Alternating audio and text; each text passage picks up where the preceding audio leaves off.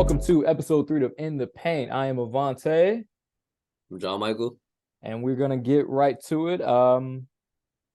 Crazy week, obviously, with the playoffs going on. Crazy month, really. We saw the Warriors go down, we saw the Lakers go down, we saw the Nuggets advance. So getting right into it, I gotta ask you because I know you're a Boston guy. And I Mhm. mean, down 3-0 until last night's game, and now Boston is actually in this. I've been hearing a lot of don't let Boston get one. And even from the players, Jaylen Brown and Marcus Smart said that. Don't let us get one. They've got one.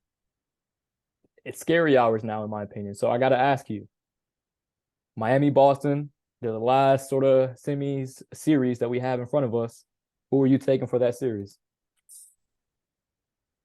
I gotta be biased with a little bit. Because I'm a Celtics fan. I think tonight, not tonight, tomorrow, we win in the Garden. I think we win Game 5. It really depends on Game 6. If we can win in Miami, survive in the Heat, I think we win Game 7. But if we don't get it clicking, I think if we don't make it past, obviously Game 6, we lose. I think it's a momentum shift. If we go to 7, I have Celtics. But if injuries come up or something happens, I think we fall in 6 to the Heat because they could have closed it out, and that took like a 30-point performance from Jayson Tatum, and like everybody just clicking on all cylinders. The Heat went on a very cold run, and like how often can we do that? We get like a very inconsistent Bam. I think it really just starts with like cutting off the head of the snake. You gotta let Jimmy do his thing, but like ice everybody else, and you just never know whose moment it is. That's what makes the Heat so tough. Everybody comes in and just given, you don't know if it's gonna be Duncan Robinson's night or if it's gonna be Caleb Martin or Gabe Vincent or Max Strus. Like it Like, could be man, anybody's given night, and then that means either Bam might have a very subpar night, or you might have like Bam that gets 20 points. If he goes under, I think like 15, that's when they usually lose. And then like last night, he only went 10-5, so it's kind of So, I mean, it sounds like the key is going to be focusing on Bam and limiting his production, but I mean, it's not like that hasn't been the focus all series, they've been in Boston at least 2 games this series to which Bam has been there, and it hasn't been Bam that's killed them. As far as Jimmy yeah. Butler going off once Grant Williams starts talking to him, and then you got honestly, I don't remember the next game because it's just like I expected Boston to bounce back and they just didn't. And so I would even say Tatum may be the problem, but what would you do differently this game, knowing you got to win this game, and then you play Bam? Uh I would coach it. I think it just starts with defense and breaking the Heat zone. I think you Mm, need somebody. They're just kind of like they're punching right through it and going up for like contested layups off 1 foot. I would probably have Al Horford or Grant Williams kind of running free throw line. That way we can break the zone where it could kind of be quick passes into the corner for threes. I would just give it different looks or someone running the short baseline like they've been doing. I just think it's about just breaking the zone like really efficiently. And then I think defensively, like you just have to contain Jimmy Butler, but everybody else, like you can't let Caleb Martin get hot. You can't let Gabe Vincent get hot. You gotta force more. You gotta just kind of read them better. You gotta force them to the help defense is what I would do. Force them to help defense, but I wouldn't completely rotate and leave the threes open. I would kind of let the twos and let them crunch up on the twos, but I wouldn't give them so many outside shots because they're limited as to who can shoot on the court. Is like the Heat's thing. They got I don't people with like know. extreme confidence of who shoots it, but it's limited as to who's gonna really like nobody's gonna come down and really like shoot the first three. It's very ball movement, it's team oriented. Somebody's gonna move it around and then looking for the best shot. So you kind of have to like give them settle their options so it's limited to like free throws and mid ranges and shot closes, but not getting like wide open threes and late closeout contests because that's how they're gonna really kill you. Right after you have a late closeout contest, that's when Caleb Martin or Cave Vincent kind of rips right through them and goes for like a floater. Or if it's not a floater, then it's a dump down pass to Jimmy Butler on the baseline. Then he gets Bam Adebayo on a roll to the free throw, and then he does a 20-footer. So you gotta kind of just rotate better and then kind of play off of each other. What I would kind of do. Starts in Okay. defense. I think the Celtics bad defense, Okay. bad No, I rotations, bad. agree with you to an extent because what I saw in the last game, the one the Celtics actually won, was their defense tightened up, specifically in the second half. And once they did, Yes. Miami couldn't move. They had I Yeah. want to say like 4 or 5 consecutive turnovers in the third They quarter. had Just more turnovers, more blocks, and the Celtics match exactly. well. They're just not they haven't been looking as locked in defensively, and I think that's what it is. Because you want if you can have that, then it opens up the transition points, and then you don't have to always kind of come down and into a Miami set defense. You can kind of get transition points to help you guys get into the flow of the game better. So I think that's what they've been lacking is forcing turnovers, getting blocks, Right. getting points in the transitions that leads to the free throw line. That way you can kind of like start a momentum and start a run. Right. No, I agree. I agree. And that's what we saw. Transition wise, Boston's going to be tough to beat. Obviously, Kyle Lowry is going to be there as far as on the defensive side for Miami, and that transition going is tough to beat as well. But seeing Jaylen Brown on the run off of a steal or rebound or otherwise, it's scary hours for sure. And something I noticed is just when the defense is humming and in sync and whatnot, that Boston tends to get a lot more transition going, and with that, a lot more buckets. But the focus for me, I would say, would definitely be on, I think, on the shooters, because something I've noticed, obviously, Boston has the defense and Boston has the height. They can compete largely with almost anybody. So my issue is going to be, like you said, Bam, limiting him to getting him out of the paint. We need him out of the paint, so offensive rebounds are not an issue. Because if offensive rebounds go to Miami, Miami's going to win that game. I mean, they have too many just shooters as far as getting a rebound, turning and kicking it out either way. You got Caleb Martin on one side, Gabe Vincent on another, Jimmy Butler on another, and then you also got Kyle Lowry potentially as well. At any point, Bam can get a rebound, toss it out, and they got a three in the air, and there's not a thing you can do about it. And knowing them in Miami, they're going to hit that. Now, they're going back to Boston, obviously, but they've already shown they can do that, and they did it in Milwaukee as well. They can do that away as well. So if I'm going at this and I am the Celtics head coach, I am looking to do a couple of things, but I think the key focus is what is the old Greg Popovich strategy of letting Jimmy Butler do him. In this case, maybe even Bam Adebayo, but focus is get Bam out of the paint and let Jimmy Butler do him. Do not talk to him. Don't say a word to him. Do not get him going. Do not push playoff Jimmy into existence. Don't say a word. He scores. Let him look at you. Let him talk. Don't matter. Whatever. Do not say anything to get him going. Get back, and then we're either off to the races or we're locking them up on defense and getting steals and blocks. So I'm using the old Greg Popovich strategy, but I have to admit, and I would be lying if I said I thought Boston was going to pull this one out in the long run. I gotta think Miami's going to do this one. They're up 3-1, and they're heading back to Miami. Now, that's not to say that Boston can't get this W. I do think they could do it, and if there is a team that can do it, it is Boston. But my issue is Jayson Tatum. He has not shown up since the Philly series, honestly. And even then, game 6 or 7 was where we started to see a different Jayson Tatum. And so my issue is Jayson Tatum. If he doesn't come out and perform to the level that we expect, obviously with a defense that's going to focus on limiting his production, but if he doesn't perform, the Celtics don't get there, in my opinion. Jaylen Brown is Jaylen Brown, but at the same time, we've seen Jaylen Brown take over, and it's not as impactful as when Tatum takes over. And much of the offense is run through Tatum as opposed to Brown. So I think if Tatum doesn't get going, Miami wins it tonight. And overall, I think Miami can win it in both Boston or Miami. But I do think if Boston wins tonight, I would give it to Boston. If Boston wins tonight and it go to 3-2, I got Boston in 7. But otherwise, Miami in 6, because they'll at least play one more game at home. Oh, that's tough to say because they play tonight. Oh, Miami in 6. Miami in 6. I'm not happy about that one.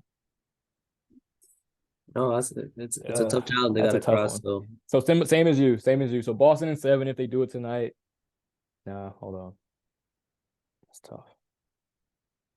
I have Boston in 7 if they win game 6. If they win game 6, okay. If they win tonight, if they win the next 2, Boston in 7. Well, obviously Miami wins, you know. Yeah, I think if they don't, obviously they don't win today. I mean, they don't win tomorrow night.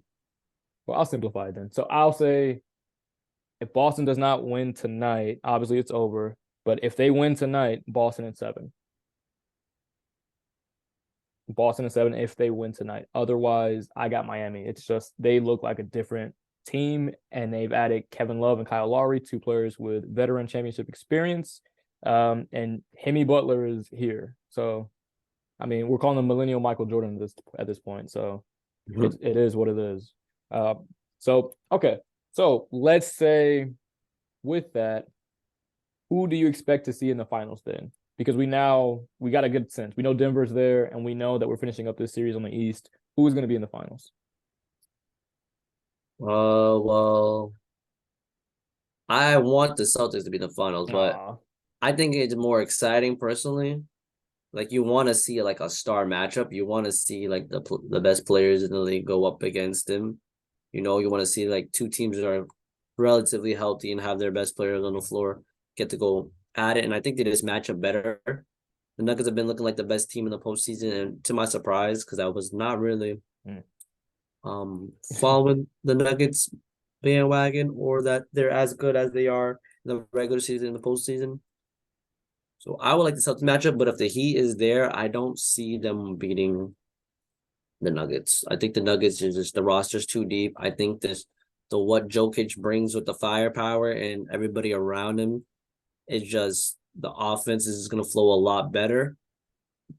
And they play just as hard as the Heat, which I think is another thing where they have a lot of scrappy players like Bruce Brown from Boston too, who really gets in there. Jamal Murray even crashes for the board. So a lot of same thing. Everybody likes to come in and crash for the boards. Everybody runs hard on the fast breaks. Everybody's getting ready to spot up and shoot, and everybody's a better shooter than the Heat. And then it can be in Jokic hand, or Jokic could play off ball. Jamal Murray can have his hand, he can play off ball. So I think the Nuggets would beat them. I think against the Celtics, it'll be a very interesting game. I think it'll be a tough game. I think it depends on whoever can steal a home game Mm. really makes the difference. Okay, so let's say what's your series score if either team makes it? So let's say Nuggets Celtics play or Nuggets Heat play. What's the So if series it's score? Nuggets Heat, I'm gonna say Nuggets in kind of tough. I think maybe Oof. Nuggets in 6. Whew. Okay. Yeah, I say Nuggets in 5 or 6. Because just winning in the Nuggets, like people don't come in and beat them No. in Denver at all. So I don't see that. And the Celtics are just known to lose. The Heat are even they can lose a couple games on their core as we've seen. Mm. So I would say, yeah, Nuggets in 5 or 6 against the Heat. Against the Celtics, it's kind of where I get biased. Uh, I mean, as objective as you can, knowing Yeah. that they match up a certain way, I would knowing think the Celtics have to go to 7. I don't see them beating them in just like 6, to be right. honest. Because the Celtics we keep dropping home games. So that would force us to have to win most of our road games, which is already a tall task about Denver, like one of the best teams at their home. So I Right. think it's either the Celtics in 7 or Denver wins it in like probably 6 or 5. Just Sheesh. because they value their home court better. And I just know Right. the Celtics like game 1, if they have the tiebreaker, they're just gonna give them a game on the home court. And you can't do that against a very good Denver team like that. You've seen what happened when the I guess Lakers, like if you let them do that, they're gonna be able to. You can't lose the home court against them because they will finish it as they did to the Suns and everybody else every time they go back to their home. Yep. You might blow them out off on the away court, but the home court, they're Hmm. fierce over there. Okay, I agree with you What on about that. you? I I I don't see the Celtics making it past the Heat easily, and I don't really see it happening. And so I think it'll be an entertaining matchup as well, Miami versus Denver, because you know that whole Markieff Morris thing. You know they had that whole beef, Nikola Jokic, when they had that whole. I think Morris ran into him, then Jokic hit him back, and now it's like a whole like rivalry thing. I think it'll be pretty entertaining. Um, if I'm looking at this, you hit it on the head. I think Denver has shown depth, 3-point shooting, and the power of the big man. Because in an era of small ball where the 3-point shot reigns, we are seeing Jokic dominate, just straight up dominate, and show that you need a big man presence. Straight up, you do because he can do so many different things and gives you viability as far as on the offensive rebounds. I don't think I've seen anybody be able to just tap in a shot or do anything as far as just rebound the way that he does and box out. And with Miami's focus on small ball, they're going to run into a similar situation that the Warriors ran into with the Lakers, which is you need a big man. And if you don't, your biggest problem is going to be addressing how do you attack or handle him. Otherwise, he's going to eat all the boards, he's going to put them back in, and he's going to dish out to as many 3-point shooters as he wants, and they're going to hit him.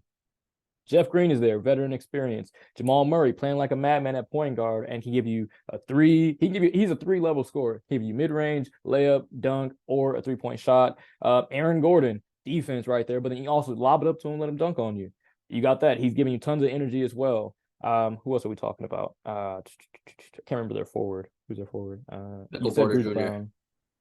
Michael Porter Jr. So, and he gives you something that I think a lot of teams don't have, which is an oversized guard. He's essentially a 6'9", 6'8" shooting guard or point guard. He's able to do all those things. He's actually even taller than that, which is crazy. No way. What was he? 6'10", 6'11"? Like 6'10", 6. Yeah, he's like Tatum's height. I think he's taller than that. And there you go. So that's why he's snagging so many boards. Right. And that's what I knew Lakers couldn't compete with. I mean, AD is too up and down in order to compete against a consistent team like that. And with their depth and their hunger, I didn't see them being that, which is the issue I'm going to have with Miami. Miami's hungry too, but small ball is going to be a problem. Defending and guarding Jokic is going to be a problem. And then transition. How do you get back in time to stop the Nuggets transition? So I would say if Denver and Heat get there, which I'm expecting, I would say Denver takes it in 5. I give the Heat 1 win. Yeah. Denver in 5. I think it comes down to just a skill issue. I think the skill wise, I think Denver just has too much skill. This is gonna dominate, and then Jokic just is too big. Like you can't put the reason why the Lakers had so much trouble is because that team actually out the West is like the best matching team. The best team that matches up with them well, personnel wise. Like you have someone that's kind of like your equal cancel, and then you have a lot of plug and play type of players. So then it just makes it like a very competitive, good series. And I think, like you said, if the Heat play small ball like the Warriors do against Jokic, it's not going to work because he knows how to like abuse that, and then you don't have a true big. Yep. So it's going to force you to rotate a lot, and they want you to do that because that's when they start pouring in the threes. Yep. On the late rotate. So yep. And I mean defense as well. I mean, if you talk about Denver, I mean look at the steal that Jamal Murray had on LeBron in that game-winning shot for the last game. I mean, they've got almost all pieces or aspects of their game covered straight up, and they have a good coach. They have a good system as well. They're going to be tough to beat. I don't see anybody beating them just yet. Speaking about LeBron, how'd you feel about first round sweep? Oh my gosh! I mean, you think it affects him at his legacy, and that's what I was going to ask you down. So we might as well get to it. We might as well get to it because I was going to ask you that too, and I got a follow-up question in regards to the Lakers Warriors as well because we got to talk about that too. But to me, we have to be very realistic because we're asking a 20-year vet to be the best player on the court every single game. I don't think we expected that of Jordan when he went to the Wizards. It was almost understood that this man is at the end of his career, and we're not really expecting a whole lot. It's like Jordan against Kobe in that era. It's like you see Kobe and you know he's youthful, he's got the experience, he knows what to do against an older prime Jordan, or I'm sorry, a veteran Jordan. It's not a fair comparison. And I think with Bron, it's so easy to look at him and be like, yo, he made all NBA third team. He had 30 in almost every single game. He gives you a double-double, triple-double. He should be performing at the topmost level. And we got to be real. This guy's overachieving. Year 20, putting up the numbers he did, trying to keep his team in the game, and is the reason they got as far as they did. AD is AD, and the ball should go through him. That's their entire offense. But the fact of the matter is, LeBron is that guy. I don't think it affects his legacy as much, considering that he's in year 20 and he made it to the conference semis and then got swept. If he had got swept or in the first round or even the playoffs, that'd be a different conversation. But he beat the defending champions in the Warriors, and I would say probably his largest adversary over the last decade in that playoff series. And he showed, I know how to beat these guys now. I think we kind of have to look at that as he didn't win a championship, but he did beat his toughest competition up to that point, in my opinion. So I think it is something that we add to his legacy, but I don't think it changes his legacy for the worst. What do you think? I would have to say I agree with the most part. I don't think this is a milestone though. Like I don't think like this is something that adds to his legacy just per se, because it's like at this point in your career, like it's champions or nothing. Like playoff appearances and that doesn't matter. You've been there, you've done that. Not to say like you said, LeBron's overachieved. He's like, we're never gonna see someone that's gonna come into the league that had all of this hype around him and actually Wemby do what he said what he was gonna do, you know. He came in from his hometown, won a championship with them, won a championship with the Heat, so he could dominate. Went to other team. Like we've seen somebody like longevity wise, like he has the best.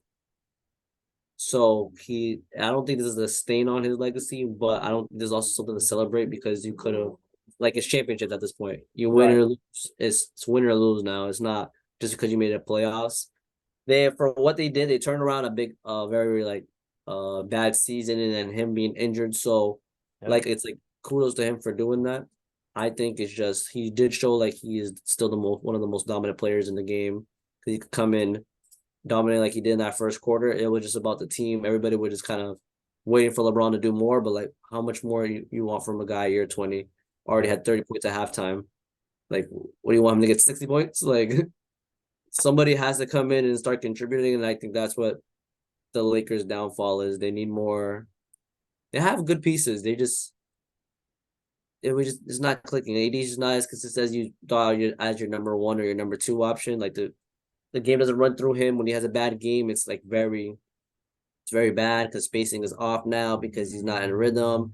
He's trying to fall away with his shots, and he kind of shy away from contact. So I think it was a good run, but it just hurts because it's like how close was this, probably his closest for a ring? It might be like it could just be that maybe this was like one of his last chances of getting, unless they blow up the roster and they change it up.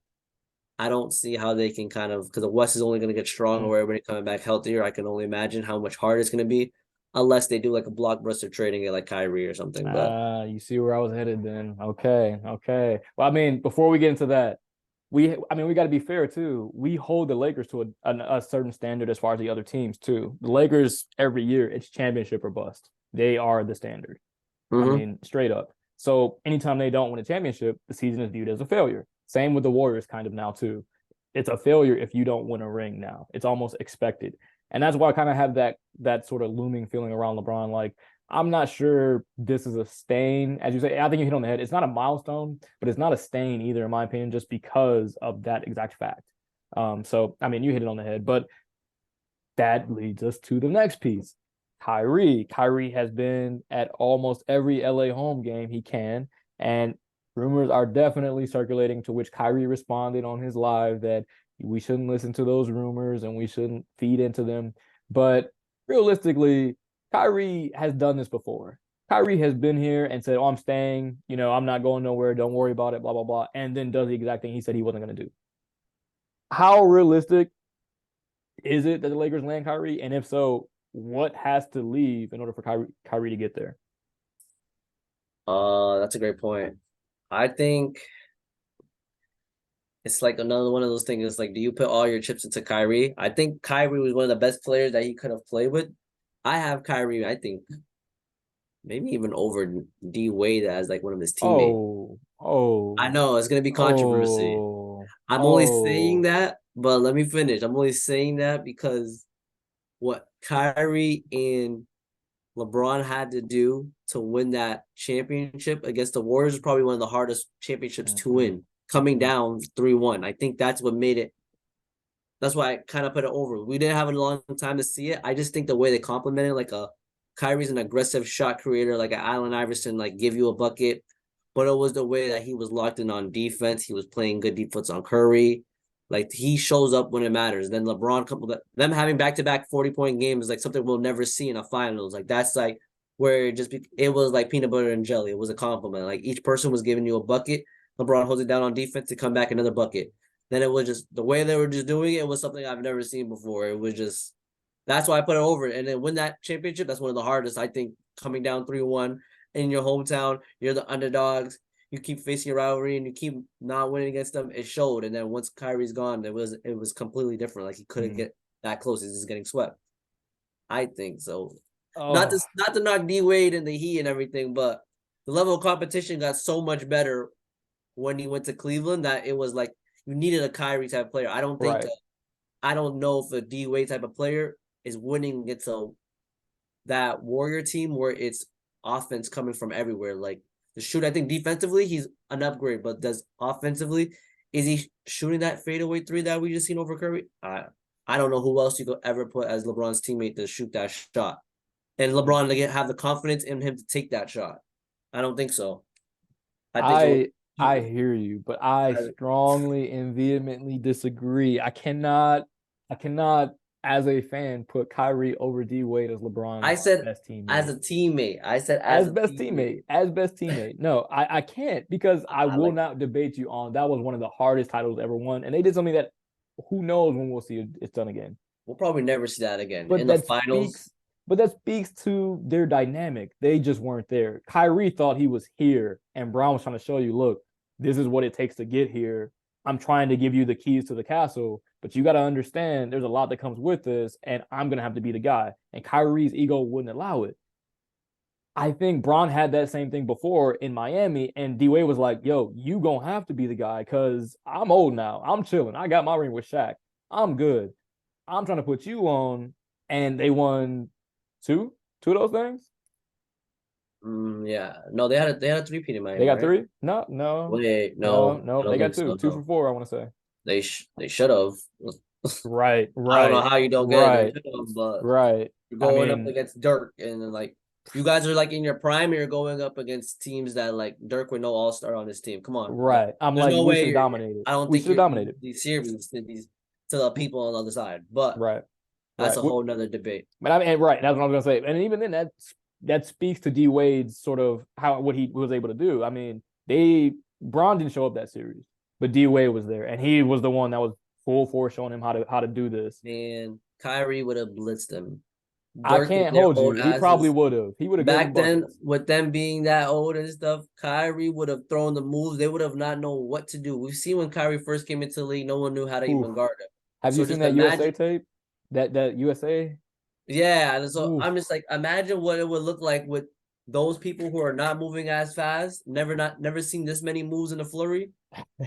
Kyrie would have, he was like a wizard. So you telling me he would have mixed up JJ Barea left and right and Jason Kidd? Come on, like that. That was a very hard championship against Prime Right. LeBron. Hey, Dirk I ain't even winning gonna that. hold That's a you. hard championship. I ain't even gonna hold you. They got one of the best ones out here. That's I one ain't of the even gonna best hold ones you. too. But I'm saying Yeah. like, man, but that's why I say Kyrie with LeBron. You even when they weren't clicking, like D Wade and LeBron have chemistry. They Mm. didn't even have the full chemistry. I don't even think LeBron and Kyrie hit their full potential until No. their backs were against the wall, and it was like we have nothing to lose. It's 3-1. Watch this. Right. So I'm Yeah. like, if we Yeah. actually got to see what it would look like if they actually locked in and Kyrie bought into it, I think it's a whole different teammates wise. I think it would have went down as one of maybe the best to stay together. If they stayed together, I think it would have been a very different outlook about like how the history would have written because that was man, if you do that in the finals, like and that was like what your second season together, like your first full season. Kevin Love, I don't even remember if he was healthy in that Yeah. series. He wasn't like fully healthy. So I'm like, this is Kyrie off an injury of breaking his leg before in the previous finals. I'm like, imagine when it was healthy and I was Oh. clicking. I think Kyrie's one of the best teammates because I always thought around LeBron you need shooters, but you also need a shot creator Mm. to take it to the next level. With LeBron is the best for the first three quarters. As we always said, it's closing out in his careers where it becomes the toughest. Especially when you get older, it gets harder. That's when you need a go-to move like a fadeaway, like Jordan's famous fadeaway jumper in the post, like or Kobe's Mm. fadeaway mid range. You gotta get something that when your legs are tired, you can't. Because putting your head down and going up, you can do that first three quarters, but when your legs is tired fourth quarter, you can't always rely on your athleticism. It's not going to always be there.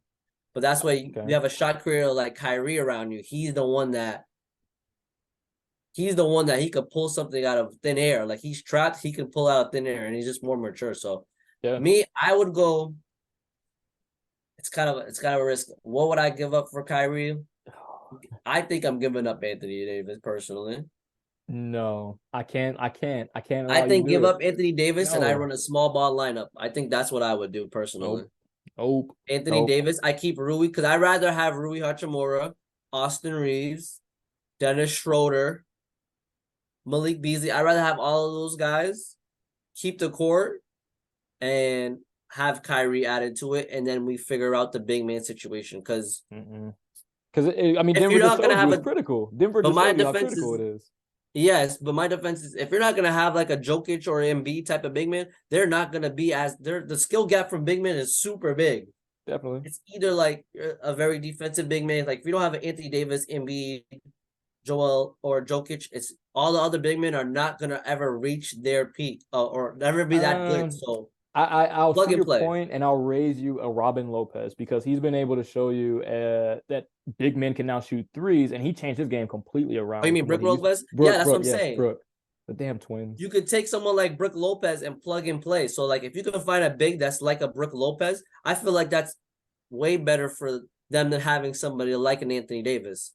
Right. I So I don't, I think but you so. can't get rid of AD. AD is as injury prone as he is. I'm getting rid of AD. I've lost I money don't on know if him I in want to bets. trade him for Kyrie, I'm who getting rid won't of play AD. games because of any other reason than injury. But I'm my not thing sure I is want to make that trade. they would benefit from it because Luca gets Anthony Davis. Who I don't won't know. play?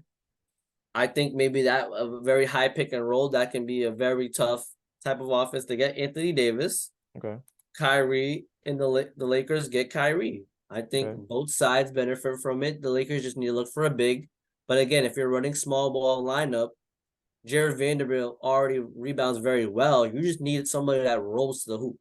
You could Right. plug in someone like a JaVale McGee, and I think you still get the same type of feel. He might just clog the lane, or you just look for a stretch big, will be what I would say.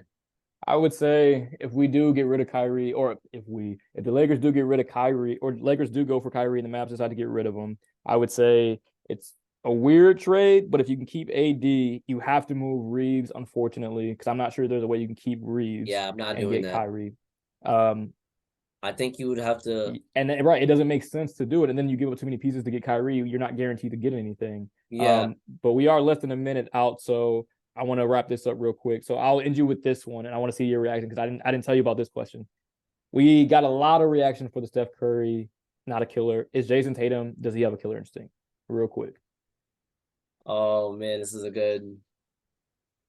I think Jayson Tatum. I think the same level as Curry. I think they both have the same type of killer instinct. Watch what I've seen, because he'll go fourth quarter like, and he won't touch the ball. He won't shoot. Right. He just settles. I think both players have killer. I'm gonna revise my statement. Both players have killer instinct. It's just when they turn it on, because both players tend to settle. Especially Tatum. My issue with Tatum is he settles for a lot of jump shots. I think being 6'10", 6'11", I would just put my head down and start going to the hole sometimes. But he likes to dance and step back three.